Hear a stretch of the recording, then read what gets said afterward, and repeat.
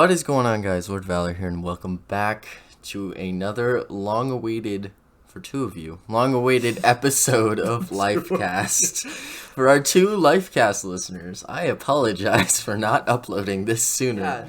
We have Ross. Ross is back. He's back and ready to attack, I guess. How you doing, Ross? Not bad. How was your Thanksgiving break? It was good. I didn't do shit like I should have.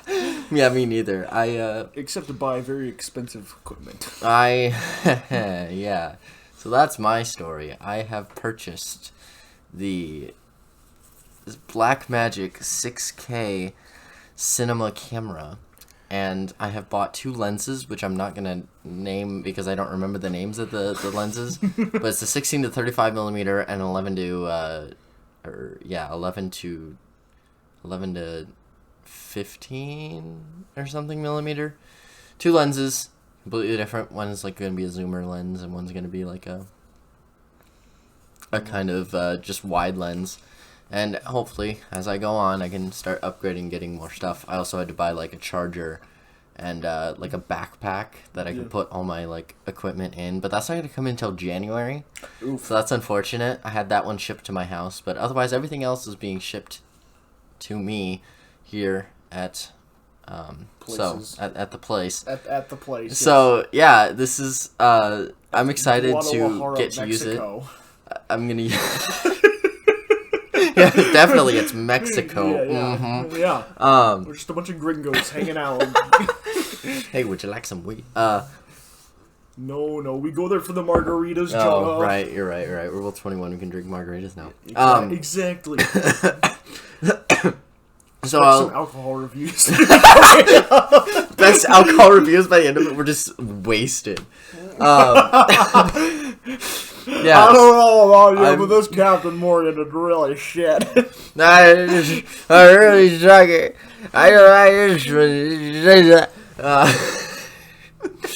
This is what you get when you get me and Ross in a room. We just completely derailed the conversation. So I'll use this time to plug my other channel, New Pluto Productions.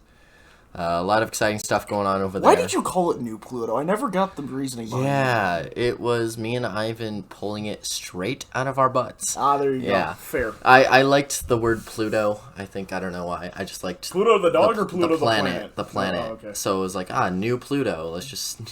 Sure. Yeah.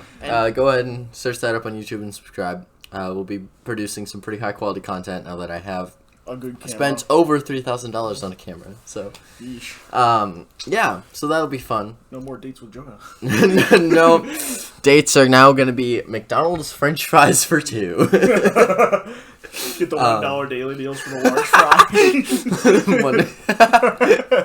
Yeah, I'd like gonna be some Sprite with that as well. Yeah, precisely. So yeah, small talk, Ross. What video games have you been playing recently? I haven't done as much as I want to, but I recently bought Middle-earth: Shadow of War for my PC. So I've been starting that. I've been having some good fun with it. I've only really played 2 hours because over this Thanksgiving break I bought it. But instead of doing things, I've been going out and hanging out with some friends or watching the World Cup. Because that's all I do. World Cup is huge. United States tied with England. Don't even get me started today, on that. we play Iran. Tomorrow we play Iran. Tomorrow we play Iran. Yeah. Tomorrow, which will probably be today for the people who are listening to this. If they're listening to it the same day as it was published. Or they're going to be listening to it way after, and it's going to be Tuesday, November 29. You should have watched this game to be a loyal American. They don't know that United States lost, even though that happened to them 2 weeks in the future. Yeah.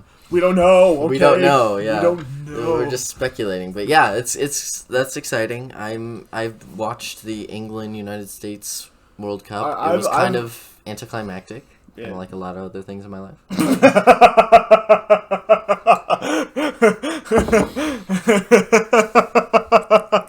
Wow, Ross lost his shit on that one. Hey, at least have a nice deep laugh together.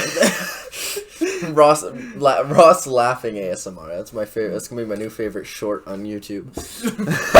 I'm glad you think I have a good laugh. Yeah. I guess there's number 2 redeemable quality about me besides my first one. Single and ready to mingle, ladies and gentlemen, I guess. I don't know. Time out. Alright, focusing back in. So yes, I've been heavily watching the World Cup. I've seen at least probably 2 matches a day because some of them start at 4 in the morning. I only watched one at 4 in the morning because I was too tired to do anything else, and then I kind of it just wasn't good. But I've been impressed with some teams, some other teams not impressing me at all. So, what team do you think is gonna make it all the way? What team do I think is gonna make it all the way? Brazil's got a really good chance. I wasn't impressed. They played today. I wasn't necessarily impressed with them, but their counterattack is quite, shall we say, devastating. They had a goal that was disallowed by VAR of offsides. If you don't know what that is, that's okay. But their counterattack, it was absolutely nasty. I'm really looking. Why can't I think of who it is? Brazil's the favorites. France is looking strong once again. I don't necessarily like that because, I want the World Cup curse to be true. But France. The World Cup curse? The World Cup curse is that the previous champion. So the previous champion of the 2018 World Cup was France. Mm-hmm. So France this year should be doing really bad, but they haven't. They've won their first 2 games by a good considerable amount. Spain's looking really good too, although they did tie with Germany, but Germany had a really bad match, so they wanted to get back.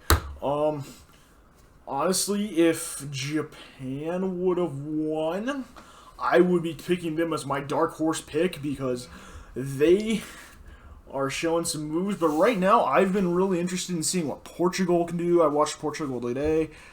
They did pretty well. They played Uruguay, and it was a good time. It was quite a physical match. But yeah, there's a couple other teams, and I'm just like, the Netherlands will pass the group stage. Will pass the group stage into the knockout stage, but I don't think they'll go very far. Unfortunately for the motherland, they're not as good. They don't have all the pieces together. They really don't have a striker that I would consider great, and I think their midfield needs a little bit of work. But yes, though some of the teams I've seen that are good, but otherwise, there's some teams that are out like Qatar. Which is funny, because they're the first World Cup team to be out, and they're hosting it, which has never happened before. Wow. So, lol. Yeah, and United States is set to, I think, host the next World Cup. We are set to host the next World Cup in 2026 with Mexico and Canada. It's going to be three countries teaming up, which makes the problem of having the U.S. do the World Cup even worse, because now it's even longer travel distances and more. It's going to be weird, but it's going to be fun. I have a feeling I can't wait to graduate and, get out there and actually get some money. I will definitely be going to one of those games when it comes here.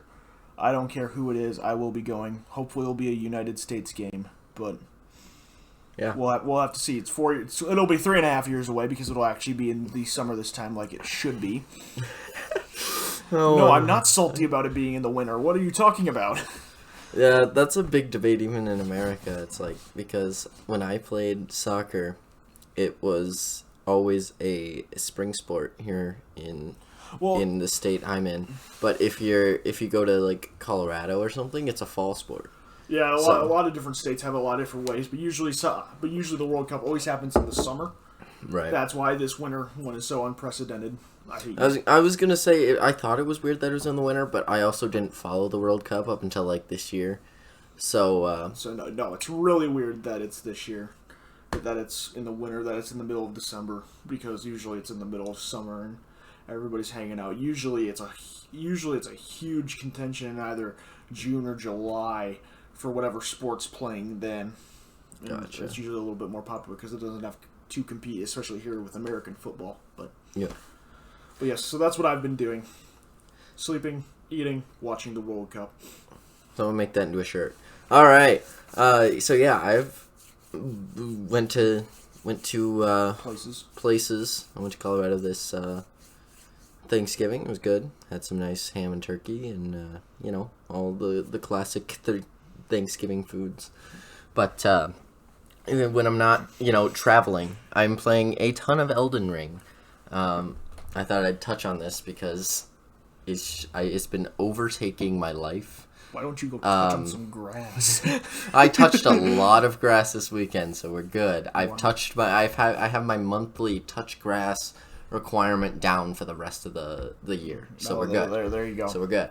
Really, it's not even December yet. I know. You gotta touch grass in December, John. Okay, I will touch grass in December then as well. But yeah, so I've been slowly progressing through that game. It's been fun. I just beat Margaret for the first time. Margaret Thatcher. Margaret Thatcher. More got to these nuts in your face. Yeah. So yeah, it's been good. It's been fun. I also worked a lot on the scripts for my Everything You Need to Know series, which is an upcoming series that, cross your fingers, will hopefully come out next year. I've pushed it back to next year to try and get that done. I was going to try to have one done by, December, but my computer decided to crap itself, and I had to, reset my whole computer. I lost quite a bit of files and stuff, so... it wasn't a good time for you. It was unfortunate. So you had to come crying. I did not cry. I was not sobbing. No, I was just a little frustrated and peeved. He needed lots of hugs. Ross hugs are phenomenal, though, so if Ross ever offers you a hug, just take it. Not that you know who I am. Not that you... Anybody named Ross, just take a hug from him, You'll probably find the real Ross eventually. I will say it will be a lot better if you're a bit bigger, because then my massive shoulders can actually get around you. Or they can't get around anybody. The problem is just that otherwise I have to bring them in and then give a nice little hug, and then they ask me for a better hug, and then they go, "Oh yes, Ross," just like that. That's actually Ross. He's always about the anatomy of a hug. The anatomy? Anatomy, isn't that what I said? You said anatomy. It's like sea anemone. The viewers heard me right. No, they didn't. Yes, I can't wait for the 2 people to agree with me. Yeah. I cannot wait to get 2 comments on this video. It's gonna be, Ross was right. I wish he would give me a hug. First person to comment, Ross, give me a hug, I will pin that comment. Alright. It's gonna be me. Ross comments on his own video. Oh, that's lame. I will hug myself.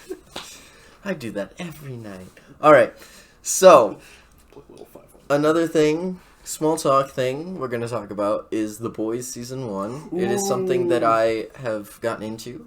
Fair warning that this is, I'm going to call it adult content. It is very graphic. It can be very awkwardly sexual at times. It is rated 18 and up for a reason, so just be warned about some of the things we're talking about. Literally, do not watch this until you're 18. Do not watch this until you're, 21. I swear to you, it would scar you. But I watched it when honestly, I was 18. It's your choice. But I watched it whenever the first season came out, but I haven't seen the second season. Yeah, that was way back in 2016. No, it was 2017, 2018, I think. It was somewhere in those years gap. Because I remember. But yeah, it's really well written. I'm very surprised. I thought it was just gonna be a bunch of dark graphic for the sake of being graphic, but the writing is very phenomenal. The character arcs are really good. And while I think it toes the line in season 1 a lot of times, it toes the line well and knows when to back off. Mm-hmm. I don't know. It was full of twists and turns. And overall, I'd rate it pretty good. I'm going to start season 2. Me and Ross are going to watch it now. It's kind of become our show. Yep. So, yeah, I'll update you when I finish season 2. And so far, no gripes with it. So, phenomenal. Yeah, it's a good series. I really enjoy the alternative view on it, just of the absolute power that they have. And it's oh, wait, this could actually, seriously corrupt people to the point where it's just not good at all. Well, it's a more realistic view, I think, on superheroes. So essentially, there's like a Superman character called Homelander, who is essentially Superman, just like a little more corrupt. A little more corrupt? A lot more corrupt. There's a guy, Aquaman character, The Deep. There's Starlight, who's the main character. I don't know who she's like, but I think she's supposed to be like Captain Marvel. All the main characters are kind of like reflective of some knockoff like Marvel DC superhero, and it's just a realistic take on how they would react. So essentially, there's this thing called there's this company called Vought, who has created something called Compound V. It's a drug. It's a drug, and it's the centerpiece of like how superheroes become super and like all that stuff. Minor spoilers ahead. I'm not gonna give you any plot points, but like Huey and Huey's the main character. Huey is one of the main characters. Starlight is one of the main characters. Butch is one of the main characters. Billy Butcher. So those three kind of end up, except for Starlight, those two, Hugh and Butch, are trying to take down superheroes, and as they try to take them down, they just keep seeing more corrupt things about Vought and about superheroes. And yeah, as it turns out, a lot of them are just selfish assholes. And it's just a very dark look at like humanity and government and all these other things. So I would advise watching it in like sheets. Don't like binge the whole first season in like 3 or 4 hours, because you will be very depressed, I think. It's just a very dark show, and you have to be in the mood for it for sure. Yeah, it's... But highly recommend for those of you who are geeks about superheroes and stuff. It's just kind of a different take on things, and it's good. It's well written. So that's all I had on that. Yeah, I mean, like I said, I like the darker take on it, the more realistic view of how superheroes would probably be a lot eviler because they have power over us, a lot more holier than thou. Yeah. I mean, it is a show, I would say, very much fair, big caution sign of... Huge caution sign. Huge caution sign of just, like, you have to be ready to handle this stuff. I mean, you can't go watching a show that we've told you, hey, this is, like, a big red flag, and say, like, why didn't you warn me? It was like, I am warning you about this. Well, yeah, and I think we talked about the Northman. I think that was me and you, a podcast. Yeah. I don't remember what episode it was. But we talked about the Northman. That was one of my things about the Northman, was I was just not prepared for the sexual nature of it, the violent nature of it. Like, I was just not prepped for that. No. And I was also not mentally prepped for, like, the magical aspect of it either. So, like, when you're not mentally prepared for something, you're less likely to take it better, I think. At least that's what it is for me, for, like, gore and sexual stuff. If I'm not, like, mentally prepared for it, it will turn me off to it. But I love The Northman, actually. I think it's a really good movie. I just was not prepared for it, so I mentally was negative about it at first. Mm-hmm. So if you are going to watch The Boys, I'm going to give you that warning now. It is very sexual, gore, violent, masochistic. Yeah, it's very dark. So it is quite dark. That is your warning, and would not advise watching it if you were under 18 at all. But it's on Amazon Prime.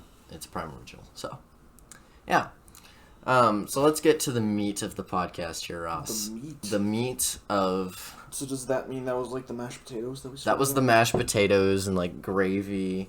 You know, now we're getting to like the ham and the turkey of your Thanksgiving plate, right? I like it. Yeah.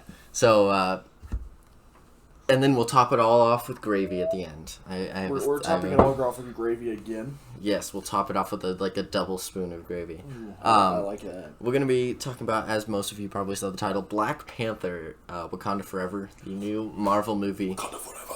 Which I think, I'm not going to speak for Ross here, but I'm going to speak for me. It surprised me how well I liked it. There were some plot points that were kind of iffy and questionable, I think. But I think they did a good job with the characters this time around. So spoiler warning for all of you who have not seen it yet and want to see it spoiler free. Do not listen to the rest of this podcast. Yeah. So, exactly. Ross, how about your overall thoughts? My overall thoughts, I enjoyed it.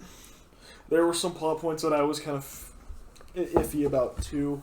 I was iffy about kind of the way they handled. I think some of the characters, there were some characters that felt like they had some great development. Some other characters that I'm like, I really wish they would have put a little bit more into you. Like, I almost feel like it could be a great movie if they made it longer. There are some characters I think that they could have explored a little more. I was especially talking about like what's her face? The American girl they the 19-year-old? Yeah. Whatever her name is. Riri. Riri? R-I-R-I. Riri? Riri. Yeah, I feel like they started off like really strong with her, like at the beginning of the movie, and then just kind of like tapered her off a little bit. I don't know. I saw that because the focus was on Riri at first, but then all of a sudden it switched to the focus being on the villain. Yeah. So the attention was switched. So that's why they had to. Yeah, I don't know if I necessarily agree. Namor. Yeah, they switched it to Namor, but yeah, Riri she was kind of an interesting character to me. She was kind of like that, your in-garage Tony Stark. Mm-hmm. She knew how to build stuff. She was very good with the mechanical. I think she was like a mechanical engineer stuff. And it was really cool to kind of see that stuff. But I was just kind of like, when they kind of dropped her off halfway through the movie, it kind of just made her like almost a little bit of a plot point. Yeah. I kind of questioned that. I'm like, if you're going to put this much effort into her being a very pivotal character in the beginning of the movie, and then suddenly just kind of toss her to the side for another thing.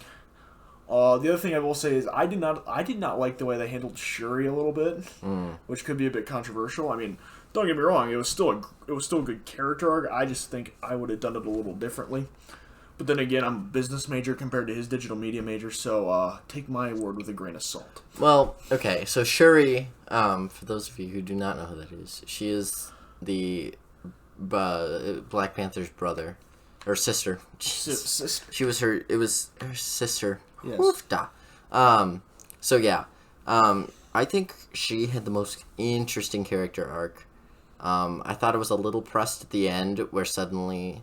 So what she does, spoiler, is she remakes the liquid. She remakes the Black Panther flower, turns it into the liquid or whatever. And then she drinks it, and she sees... Killmonger. Thank you. I knew it was kill something. Killmonger. And Killmonger was essentially like, you know what, we're not that different. And I was like, okay, this is really interesting. Like, she is definitely acting more like Killmonger here than she is like her brother. Right? Yeah. So you saw the connection. It was a fun way to bring Killmonger back. I thought that part was really cool, but what I think they could have done a little bit more there was kind of contrasted it between Killmonger and Ramonda. Kind of like those two sides where Killmonger and Chadwick Boseman. You would have wanted to see the... Yeah. I wanted to see both sides as kind of like the devil on your shoulder kind of thing. Yeah, the devil on your shoulder, because to me, it made sense that she was a lot more like Killmonger, because she definitely had anger. She definitely had a lot of like stuff in her life, but from what I saw, there was still that call of be like T'Challa, be like your mother, be like your father, to the point where it's like, you have two conflicting views. What are you going to choose? Yeah. And this kind of leads into, and once again, for you two listeners who know me really well, we're gonna talk about the battle scenes in a little bit and how much I kind of thought they were interesting, at the same time kind of hated them a little bit. Yeah, we have a military expert essentially. I'm not a military expert. I just know more than most people. Military expert. Yeah, and I think Shuri, the whole reason like why she didn't kill Namor at the end was kind of pushed. It wasn't. It was well, and to be fair, it's a 2-hour and 41-minute movie. You're already pushing 3 hours, so it's hard to fully explore every character, because if you do, then what you're gonna turn up is something like what was that movie?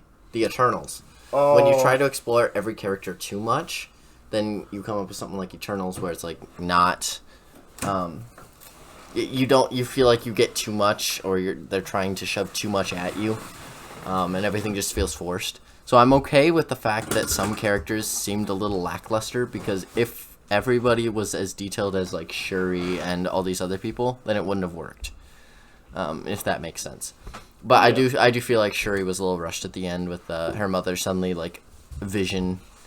I think I would have rather seen when she got stabbed through the stomach, her like black out for a bit, and then she see her mother. Yes. And then come out of that.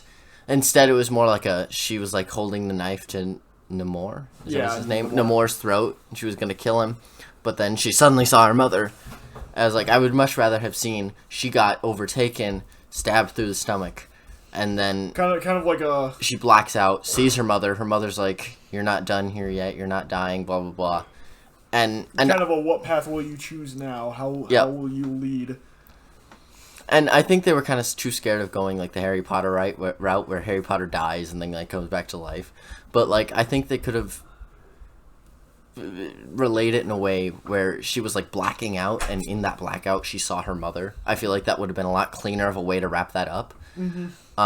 But that's just my opinion. It would have gotten the exact same thing done, so it doesn't change any major plot points or anything. I just think that would have been a cleaner way to wrap that up. But yeah, I mean, the plot is we finally have Aquaman in the MCU, I guess. Yeah, Namor. Namor is one of the more relatable villains. I really enjoyed his. Yeah, he was phenomenal. I think that he was written really well. Who played him? Let me look real quick. I really enjoyed how he played Namor. I think it's Tanakh Huerta. Please don't cancel us. I'm trying my best. Yeah, so he was good in the role, and I think the character was written well. The whole time you were like, okay, and how you're supposed to see it was, this is just Wakanda underwater, right? Yeah, it was an inverse civilization, the same idea of this whole peaceful underwater type of thing. Of like once again, here's that theme with like the natives banding together and making a better life where everybody shares everything, which isn't realistic at all. Blah blah blah blah. Sorry, not sorry. Politics. Woo! Politics. I'm not gonna go into that because that will get me into. You will upset one of our two viewers who is very political or something. Let's put it this way: if this breaks out sometime, I will upset a lot of people based on how I see a lot of this stuff. But I really enjoyed Namor's role. His idea of destroy or be destroyed. Destroy or be destroyed. Kind of idea. Because as someone who kind of understands what's going on within military stuff, this is what was normally called destroy or be destroyed is the preemptive strike ideal.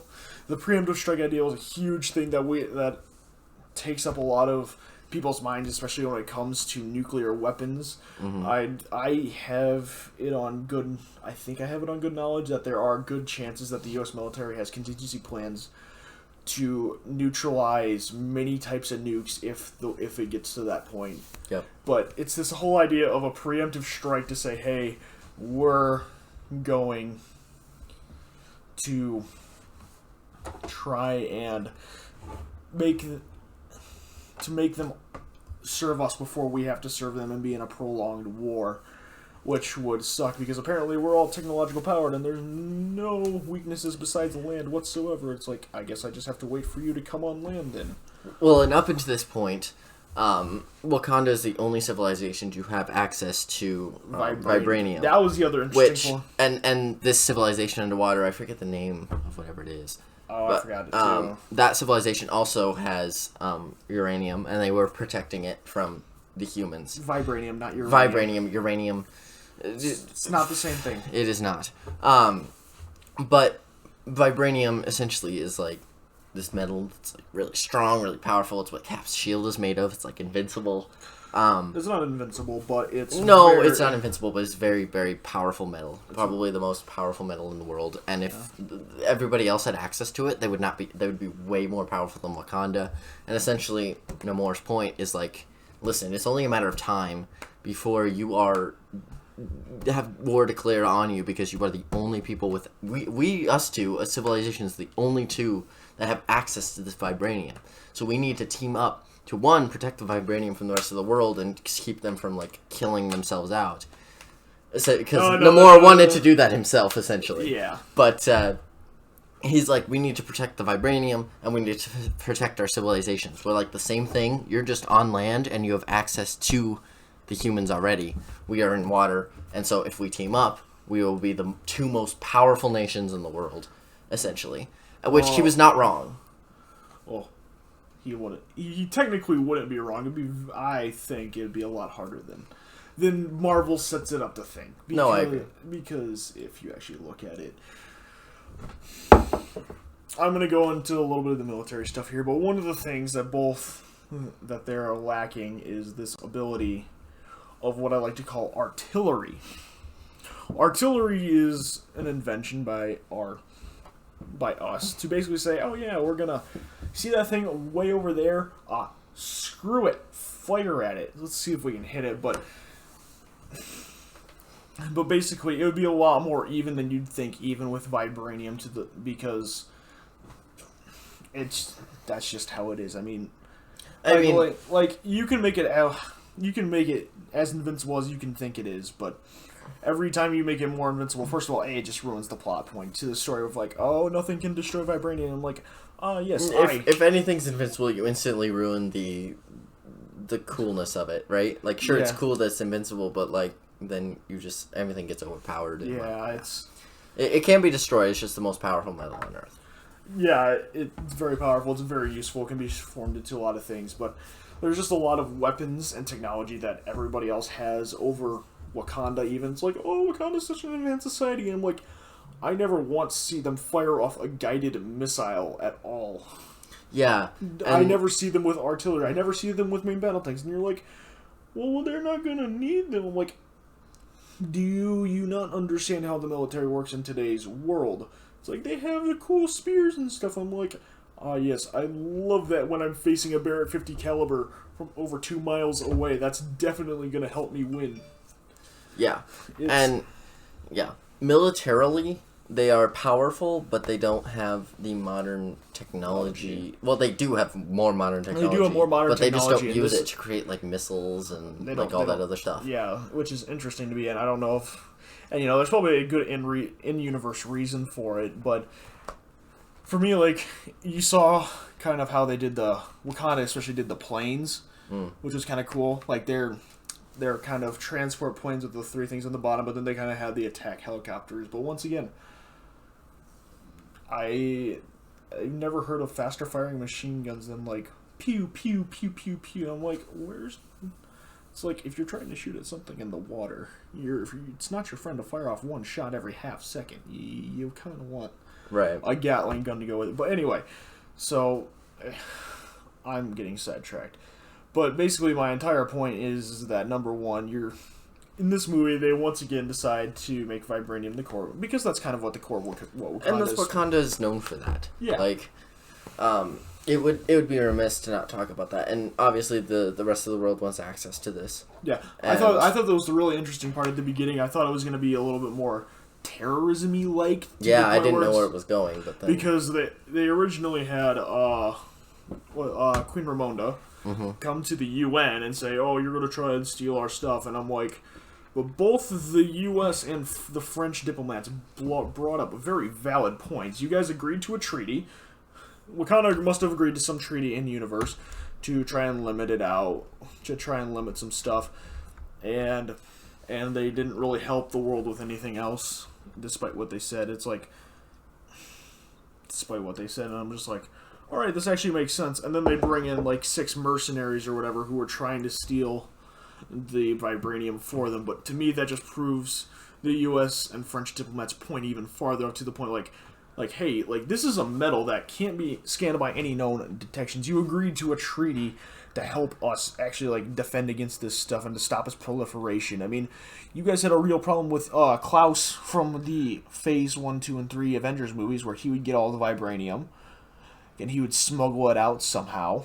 He's now dead. But well, and to Wakanda's point, I see that side of it. To Wakanda's point, the instant they give up the access to that metal is the instant it's going to be used against them. So they're trying to avoid kind of like a Tony Stark kind of deal, where Tony Stark would make missiles, but then the enemy ends up getting the missiles, right? Well, no, but that's not the point I'm getting at. The point I'm getting at is that Queen Ramonda came into that UN council to basically kind of throw stones and say, stop trying to pressure us for the use of vibranium. But at the same time, both the French diplomats and the U.S. decided, hey, yeah, we're gonna do... They had valid points to the point where it's like, you've had vibranium smuggled out before, it's a very deadly metal, it can be used for a lot of things, and you need to actually, like, help out, and from what evidence is given in the movie, there is no helping out whatsoever. So, there's your little geopolitical issue of the day. And that's, I think, what Namor was getting at, was like, because you're not helping the rest of the world like you're supposed to, they are going to turn against you eventually. And so if we team up, we will be unstoppable. Because you have access to the land, we have access to the water. Yeah. And let's remind people that Wakanda is supposed to be a hidden civilization, and the way that Namor and his people got into Wakanda was through water. So obviously there is a weak point in Wakanda's hidden defenses in the water. So to team up with Namor at the end, in the end, would have been more beneficial to them, right? Yes. And at the end, there was a really interesting cutscene after we learned that... was it a cutscene? Yeah, I think it was directly after we learned that T'Challa had a son. Oh, yeah. That was kind of fun, but I also forgot that T'Challa kind of had a girlfriend. I'm saying that in quotes. I totally forgot that from the first movie. So that was like a total plot twist to me that I forgot about. But anyway, Namor at the end, he was like... He said something along the lines of, one of his henchmen was like, why'd you team up with Wakanda? And aren't you, like, going against everything we just fought for? And he's like, Wakanda's gonna fall. Like, sure, they got us as temporary allies, but when they fall, we're gonna be the first to take advantage of it. Essentially. Yeah, he was basically saying, like, Wakanda has agreed to keep our civilization a secret. They're gonna take a fall, but... He knows that the world's going to get greedy. He knows that the world will eventually actually almost overpower him, and the best way to defend against that is to have a secret ally that you don't necessarily know about. So it's actually kind of smart for him to say, yeah, we'll take peace for now, and then we can be your saviors in however many years. Yep. I will say, I don't like that I'll call them the Namorans, the underwater guys, are not detectable at all. Yeah. Well, not detectable by human radar. Like, I feel like maybe at some point, I don't know what they have planned for... Radars for the air, sonars for the sea, like... Yeah. There was nothing... Like, granted, the research ship that got attacked didn't have any sonar on it, I don't think. They had a mining drill. But sonar is a huge advantage in the water, and I'm pretty sure it can detect whales and other sea creatures. Oh, and those and these people use those as like transportation. Yeah, exactly. So like that also could be why they weren't detected on sonar or radar or whatever. Yeah, like, there are ways around that, but I agree with you in like technically. Like once again, it seems to be the no weakness whatsoever, and then like there's no weakness here whatsoever. It's like I don't necessarily like that trope that much. Well, because it's a new civilization, they haven't revealed the weakness yet. Well, you could think about it that way too. They may not exactly. We may not know the weakness yet. That's fair. We may figure out the weaknesses. The weakness may be revealed later, and we don't know if Namor and his civilization is going to become an enemy or a friend to Avengers or Wakanda or whatever. So I guess the way they kind of set that up for everyone to kind of actually like decently like Namor like we did, I'm guessing they're going to be a friend somehow. I would hope so, because I want an Aquaman Avenger.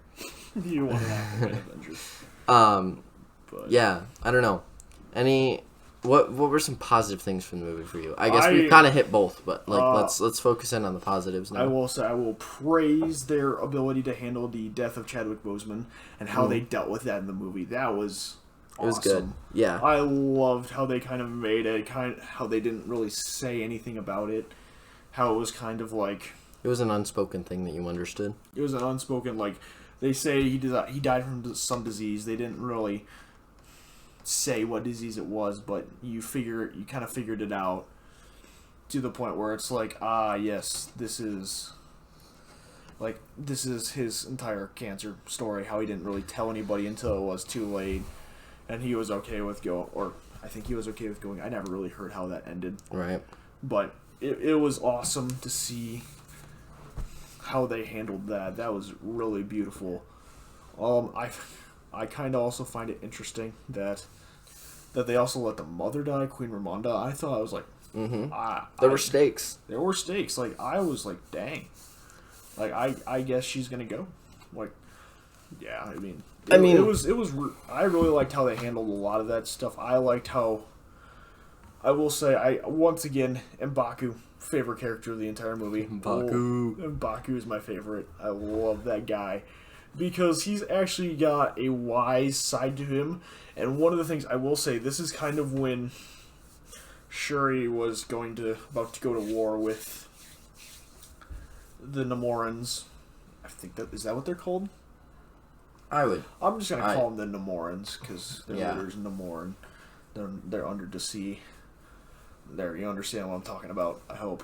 But where they're going to go to war, and she's kind of like, don't question my judgment. And I'm like, this guy has more military experience than you. You should probably listen to what he's got to say. And her whole tactic about bringing the fight to them was good, but not great. And a lot of... He even said it in that scene. He was like, if you are consumed by selfish ambitions, then this is going to fail for you. Yeah. And at the last second... she turned from selfish to being an actual, like, realistically good leader, right? Yes. Again, I have gripes with the way they did that switch, but the end result was the same, right? Yes. I will... Yeah, but that brings me on to, like, the ability of, hey, let's go out on a boat to fight the water people, because that'll definitely work. Which it kind of did and kind of didn't. And I really think, I don't know why everyone else went along with that, because her whole reason for doing this was she wanted to kill Namor. Namor? She wanted to kill him, but her tactic was right. Instead of defending, which they were proven they couldn't do with Namor's first attack, she took the fight to them, put it on their ground, which is actually a really good idea. I'll give her credit for that. But the way in which she did it was not that smart. Usually whenever you're fighting anybody that's really good on the sea, you don't want to bring something where you have to be on the sea to use it, also known as a boat. Mm-hmm. I mean, they were smart. They had the sound thing that would boo, boo. The problem is they only had one of those, and they also decided, let's not do anything on land. Let's not force them to get out of the water or anything like that. Like, clearly, once again, I don't like that Namor can fly, too. I think that's stupid. Once again, like, I hate saying this, but Namor is a little bit overpowered, especially with the little flying things. I'm just like, really? Well, at least make him subservient in one domain. I'm pretty sure he is straight out of a legend from Mexico. Is that what he is? I'm pretty sure he is, like, he's straight up from, like, Mexico's mythology or whatever.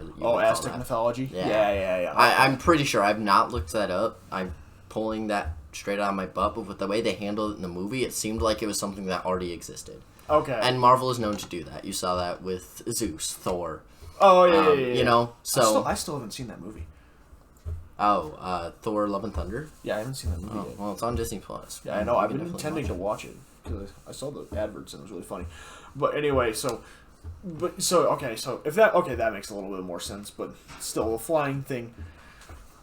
Whereas kind of the Namorians and the Wakandans are equal on land. The Namorians are clearly better on water, but then, like, the Wakandans could clearly be better in the sky. Like something to kind of balance it out to the point where, yes, I can take out your helicopters with ease, and I'm like, I mean, I guess this just kind of it forced the battle where they wanted it to go. But I ultimately feel, once again, like, I may be a little bit too more realistic to a point, or to a fault, really, but it just doesn't feel right when you're good at everything.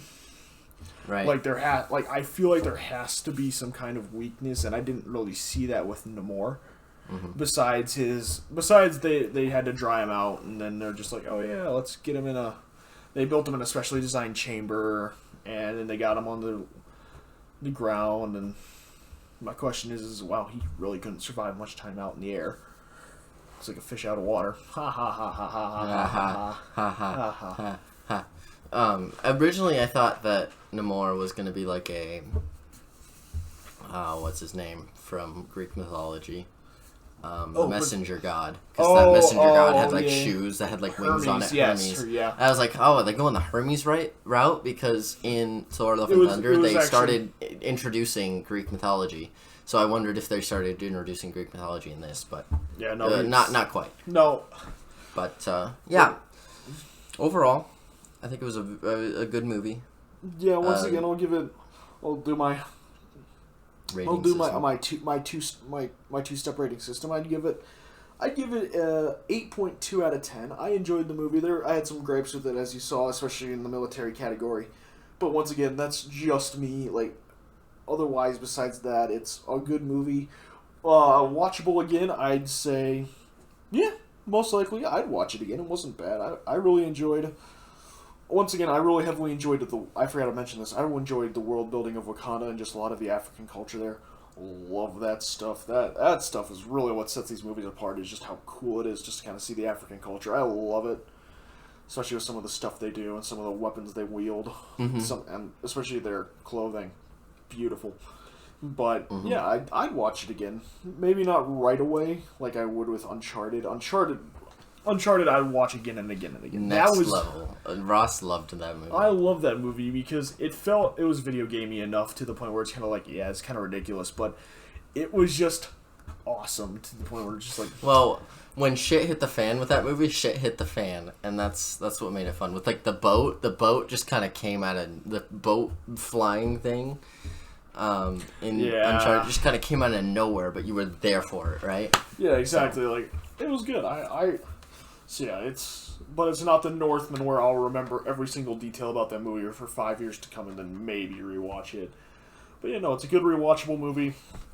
I think you can notice some new stuff. I think I'd notice some new stuff if I watched it again. Yeah, and maybe we'd see some like subtle things in some of the characters that we weren't as happy with. Maybe some subtle like character arcs that we missed. Because the focus mainly is on Shuri and Namor and the Queen until she died. But so like when you're focusing on those three characters, you don't like focus on the arcs of the other characters as much. So there could have totally been stuff we missed. But obviously, no movie's perfect. But yeah, I'd give it a 7 out of 10. I don't know what I rated it on IMDb, but I should rate it a 7 out of 10, 7.5 out of 10. It did some things wrong, as I mentioned, but it did a lot of things right, and it surprised me. So, Marvel, stick with some good, solid movies. Your TV shows are average to crap, but stick to movies because you're really good at that. So yeah, that is the main discussion. I forget, because we totally went on rants here on the podcast as we normally do. I totally forgot how I was supposed to end this. So I guess we're just going to sign off. Thank you guys for listening to this. We don't necessarily have to sign off. I could talk more about the World Cup. Yes, more soccer ranting. Yes, more soccer. I mean more football. Soccer. I mean football. Sorry. Soccer. It's called soccer now. We tied England. Indeed. We tied England, therefore. Therefore, it's called soccer. You hear me? Oh boy. We're trying to Americanize the world's most beloved sport. Alright. We're not trying to Americanize it. We're just giving it the right name. Because technically it is the right name, because back in the day, this is an actual thing. You can search this up. So back in the day, when this was when soccer and rugby were kind of becoming a thing in England, they didn't really know a way to distinguish the two. They didn't really just call it soccer or rugby, so they called it soccer football and and rugby football. So granted, now as you can see, they both got shorted. They shortened down rugby to rugby, or rugby football to rugby. The British did, and then because we were calling it, and they brought over soccer here, so we just called it soccer because we already had football. Well, yeah, in America, it should be soccer for sure, because it would otherwise be confusing. So basically, we got it from the British. The British switched back to the way it actually should be, which it should be called football because you primarily use your feet. But once again, it's all the British fault. It's all Britain's fault. Blame them. We had a sport called football. They brought it over here.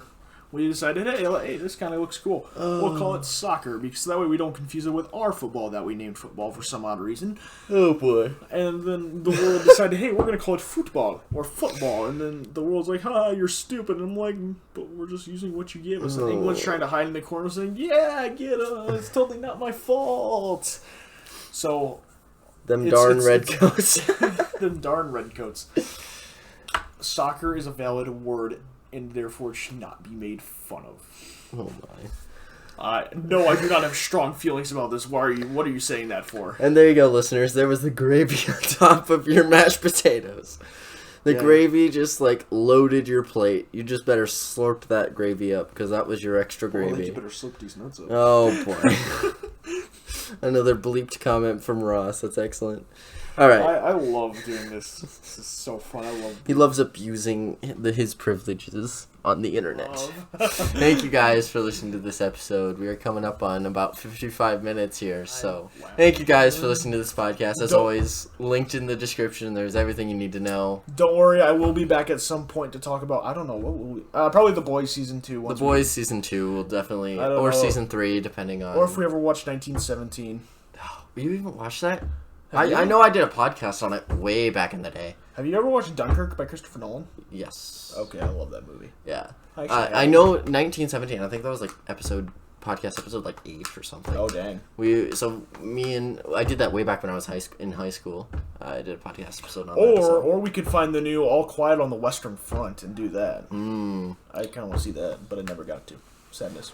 But yeah. Anyway, Ross will be back. He'll be back for... I'll be back.